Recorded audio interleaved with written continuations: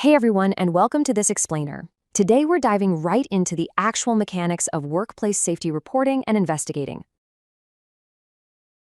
Now look, you probably already know the basics, right? But we're going to strip away all that administrative noise today to look really closely at the core essentials of how these incidents are documented and handled on the floor. So let's just dive right into it. So what is the real reason we report workplace accidents in the first place? Honestly, it is so easy to get bogged down in all the administrative jargon, the endless paperwork, and the formalities of thick safety manuals. But we need to bypass all of that right now. We aren't reporting things to get someone in trouble, and we definitely aren't doing it just to fill out some corporate form.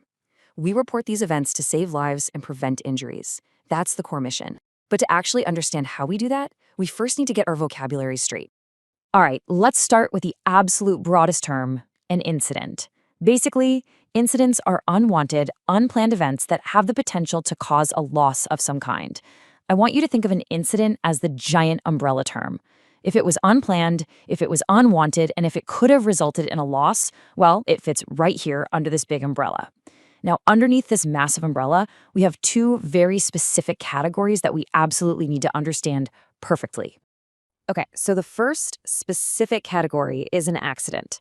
The major key difference here is that accidents are events that actually result in occupational injury or illness or some form of real physical damage to equipment, property, materials, or even the environment.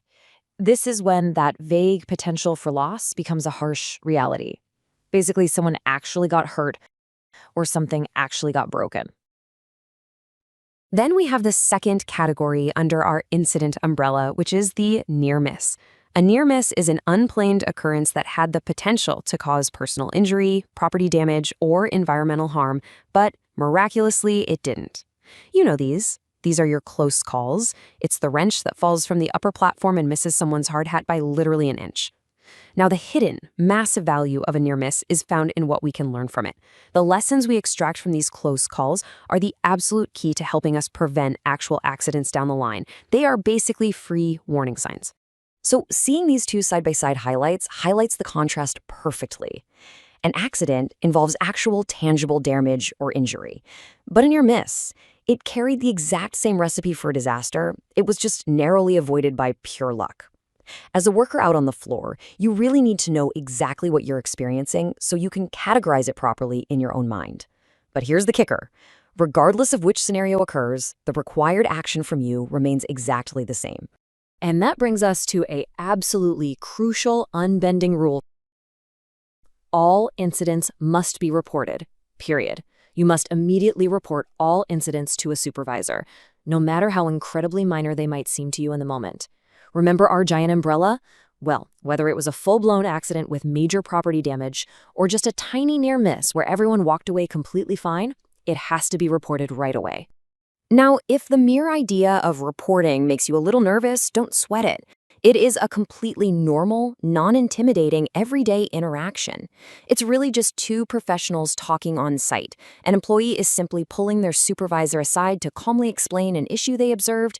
It's not an interrogation under a spotlight, guys. It is just a standard, necessary conversation about workplace safety.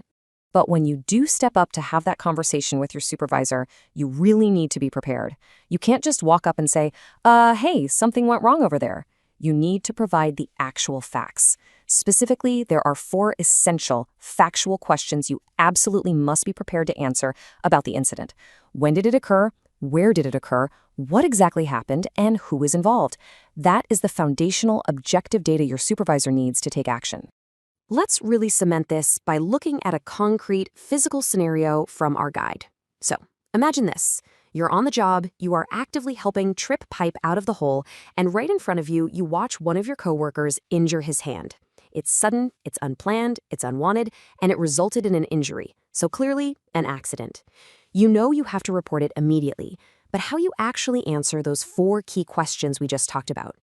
Okay, let's build this into a proper report. Step 1, the time. Let's say it was exactly 3:05 p.m. Step 2, the place. Well, in this case, the rig floor. Step 3, what happened? And here you need to be really specific about the mechanics. The worker was setting slips and his hand got caught between the slip handle and the drill pipe. Notice how incredibly specific, objective, and clear these details are? There's no fluff, it's just the exact mechanics of the event as it happened. Which brings us to a very strict boundary line you literally must not cross when reporting. You must provide factual information exactly as you know it, and completely avoid the dangerous territory of personal opinion and blame.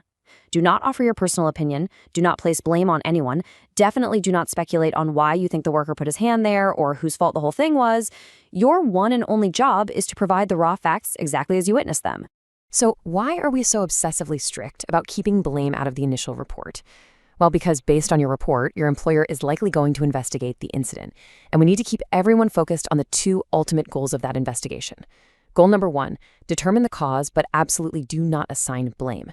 And goal number 2, use that information to prevent similar incidents from occurring in the future. The entire process, the whole shebang, is purely about finding the root cause to protect people moving forward. If people fear they're going to be blamed, they'll just hide the near misses, and we totally lose our chance to prevent the next big accident.